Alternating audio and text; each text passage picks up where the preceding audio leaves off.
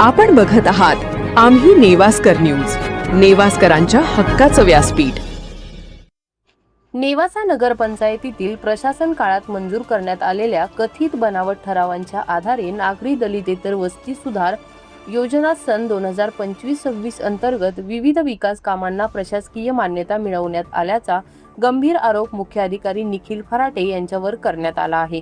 या प्रकरणी उपनगराध्यक्ष, गटनेते व नगरसेवकांनी जिल्हाधिकाऱ्यांकडे सविस्तर निवेदन सादर करून चौकशीसह शिस्तभंग व फौजदारी कारवाईची मागणी केली आहे। सादर निवेदनानुसार जिल्हाधिकारी कार्यालयाकडून मंजूर करण्यात आलेल्या प्रशासकीय मान्यता आदेशात प्रशासक नेवासा नगरपंचायत यांचे प्रशासकीय ठराव क्रमांक 20, 22 व 23 दिनांक 31 ऑक्टोबर 2025 असा उल्लेख करण्यात आला आहे।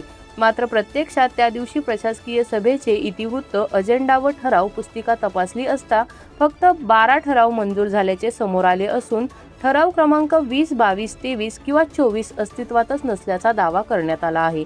नगरसेवकांनी दिलेल्या माहितीनुसार 31 ऑक्टोबर 2025च्या प्रोसिडिंग बुकमध्ये पेज क्रमांक 96 पर्यंतच नोंद असून त्यानंतरचे पेज कोरे आहेत।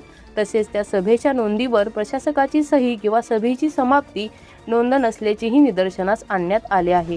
या संदर्भात उपनगराध्यक्ष सौ शालिनी संजय सुखदान, गटनेते जितेंद्र कुऱ्हे व इतर नगरसेवकांनी मुख्याधिकाऱ्यांकडे वारंवार माहिती मागवूनही ती देण्यात टाळाटाळ करण्यात आल्याचा आरोप करण्यात आला आहे। यानंतर नगरपंचायत कार्यालयासमोर आंदोलन करण्यात आले। तसेच जिल्हा सह आयुक्त, नगरपालिका प्रशासन यांच्याकडेही तक्रार दाखल करण्यात आली होती। दरम्यान सभालिपिक योगेश गवळी यांनी 20 एप्रिल 2026 रोजी दिलेल्या लेखी अहवालात 31 ऑक्टोबर 2025 रोजीच्या सभेत केवळ 12 विषय मंजूर झाल्याचे स्पष्ट नमूद केले असल्याचे निवेदनात म्हटले आहे। संबंधित अहवालासोबत प्रोसिडिंग बुकच्या प्रतीही जोडण्यात आल्याचे सांगण्यात आले आहे।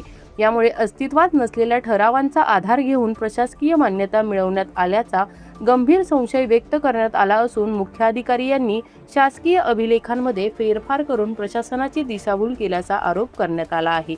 निवेदनाद्वारे संबंधित प्रकरणाची स्वतंत्र वरिष्ठ अधिकाऱ्यांमार्फत सखोल चौकशी करावी, मुख्याधिकारी निखिल फराटे यांच्यावर शिस्तभंगाची कारवाई करून भारतीय न्याय संहिता अंतर्गत फौजदारी गुन्हे दाखल करावेत, तसेच संबंधित प्रशासकीय मान्यता तात्काळ रद्द करावी अशी मागणी करण्यात आली आहे। चौकशी पूर्ण होईपर्यंत मुख्याधिकारी यांनी नेवासा नगरपंचायतीपासून दूर ठेवण्याची मागणी ही निवेदनात करण्यात आली आहे। या निवेदनावर उपनगराध्यक्ष सौ शालिनी संजय सुखदान, गटनेते जितेंद्र कुऱ्हे यांच्यासह विविध प्रभागातील नगरसेवकांच्या स्वाक्षऱ्या आहेत। सदर निवेदनात प्रतिविभागीय आयुक्त, जिल्हा सह आयुक्त, नगरपालिका प्रशासन, पोलीस अधीक्षक व नेवासा पोलीस निरीक्षक यांनाही पाठवण्यात आले आहेत। तर या होत्या आजच्या महत्त्वाच्या ठळक बातम्या। अधिक अपडेटसाठी पाहत रहा आम्ही नेवास्कर न्यूज। धन्यवाद।